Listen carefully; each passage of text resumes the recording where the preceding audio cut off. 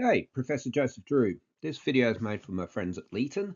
When I was out and about, I was talking to people about what's happening in other rural local governments. The problem is when we only live in one area and we only deal with one local government, we get a little bit myopic about things. And most people were saying, oh wow, didn't know that. So this video is to set out those charts and things I was talking about so you can see. So what I'm going to do is show you a series of graphs about the entire cohort of rural local governments, which are 58 local governments in New South Wales. And what we're looking at is year-on-year percentage changes in total expenditure and then the other various expenditure components. I'm not looking at Leeton here. What I'm trying to do is give you an idea of what's happening across the sector. And you may or may not think your council's wonderful, but reality is, if a certain thing is typically happening across the sector, it's probably going to happen where you live too. Now, the big lines to look at in these graphs, I know there's a lot of lines, and more mathematically minded people want to look at the quartile 1, which marks the point 25% of councils are below quartile 1.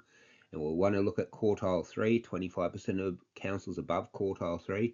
And when you think about quartile 1 and quartile 3 together, you're really getting a band of spread. It's very useful for mathematically minded people. The rest of you will probably just want to look at quartile 2, which is a median. If you put numbers in ascending order, it's the middle number. Or the mean, or the average, just like a cricketer's batting average, add up all the numbers, divide by numbers. And most people think that's a decent measure of central tendency, both those figures combined. And for spread, as I say, you're looking at quartile 1 and quartile 3.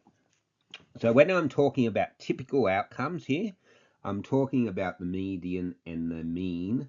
And typically we expect councils to do typical things. So have a look at percentage year-on-year change in expenditure. Goes back to 2018. You can see, I think it's quite fair. Up until 2022, you'd say, oh, look, it was bubbling along at around 5%. You go, oh, that's not too bad.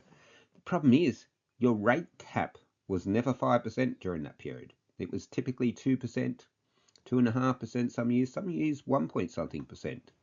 So you've got your expenditure going up by 5%, but your revenue is going up by around 2 and a bit percent.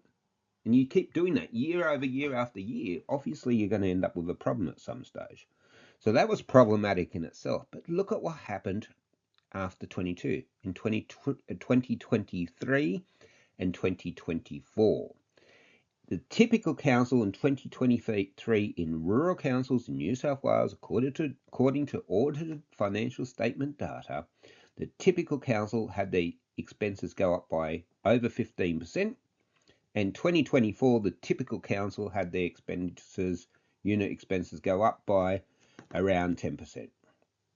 That's a real problem because the rate cap didn't go up. It was stuck around the 2.5% mark. So you can see why most rural local governments in New South Wales are in strife. It's not because of bad management. You can't say that all 58 of them are horrible managers. It's because of things that happened that most local governments didn't have any control over. Inflation, it really started biting really hard for local governments, so a little bit behind consumers, 23. That's when it really started to hurt.